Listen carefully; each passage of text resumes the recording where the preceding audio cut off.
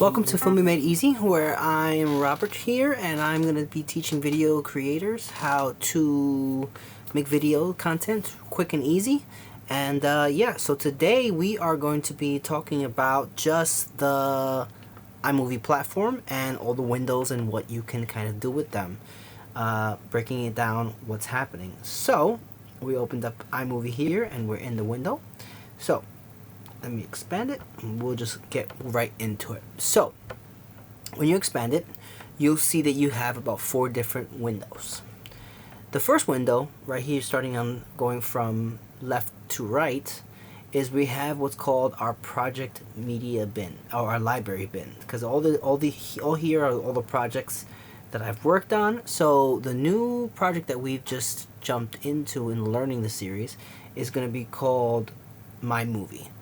It's called that because it hasn't been titled yet. The way that you can title it is if we press this projects button here, you'll see it'll tell us now to give it a title. So we're going to call this Learning iMovie. Really good for when you kind of first start, just to kind of do this, so that way, in case anything kind of freezes or stuff, it doesn't start it from fresh and from scratch, and then you don't know what happened. Sometimes iMovie does crash. I've experienced this a couple times, especially updating my my OS system. So just know sometimes that can happen. Don't freak out. We got this. Okay. So, press OK, and you see now there's Learning iMovie. So when I want to get back into it, I just double click, and I'm back here. And these are all the other libraries that are in the project, but we're gonna stick to just Learning iMovie. So moving over to the next right, we are going to see our toolbox, and in our toolbox, what's gonna have is gonna say something on the top right here. It says My Media. So My Media is gonna be where all your assets hang out. And assets are anything that is like video files, animations if you do animations, stills, which is photos, and or let's say you have words or whatnot. You could totally throw some words up on the screen, especially if you do like PDFs or JPEGs, which I recommend to use those kinds of things. I wouldn't use raw photo files just because it was a little bit massive. And that's where they all, when you download them into the editor, that's where they all hang out. Next, moving down, is where it says audio.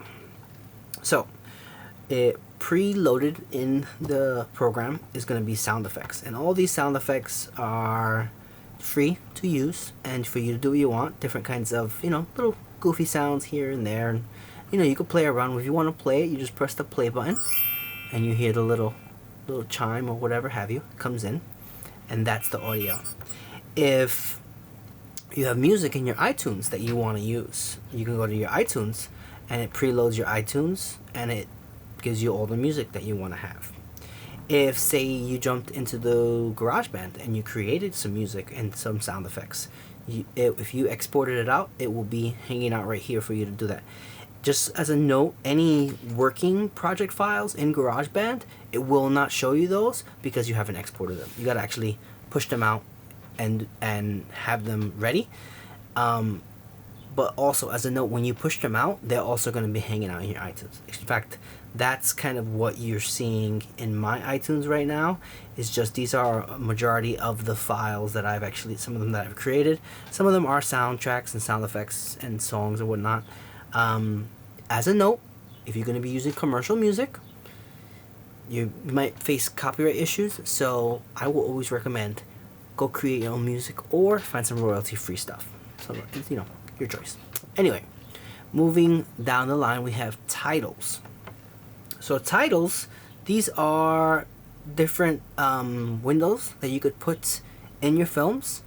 You could put them, you could basically throw your titles in front of your video clips, on top of your video clips, or behind your video clips. Ooh, sorry. I know that it's a little confusing because you can't really see it, but I'm going to be going into the whole title section in the later series. But moving on, we have backgrounds. So backgrounds are these preloaded backgrounds that you can choose to use from. And if you see, if we hover over the backgrounds, it actually, over here in the far right window, in what's called our viewer window, we can actually see what's going on. So we got some cool kind of curtains rolling by. We got what's called an organic kind of like background. We got some bulbs, some underwater sea life, and a couple other different material kind of designs. We have stars, we got retro. You know, you could totally have some, you know, if you want to do something simple and use these, totally cool to do that. And then we have, the last one is going to be transitions. So transitions, and you see you have a whole bunch here. These are just kind of the preloaded transitions that are in iMovie. And you can use them to go from one clip to the other. And if you just hover over them, you'll see that they each kind of do their own little different things. And yeah. So underneath, next to the transitions window, we have the viewer. And in the viewer, right, you really can't see any of these tools activated, but these tools on the top of the actual black window are going to be controls for the video clips of what we do. And I guess I'll upload something so that you folks can see what all these little windows do. But for the most part, I'll just explain to you going from right to left. I know it's a little confusing. We have the eye. The eye is the information. Then we have the clip filters. The clip filters can be applied to either your video and or your audio. Then we have the speed transition. So this is where you can speed things up, slow things down, or reverse if you so choose. After that, we have the noise reduction and equalizer, which it does a pretty good job at doing it, at fixing grainy images and whatnot.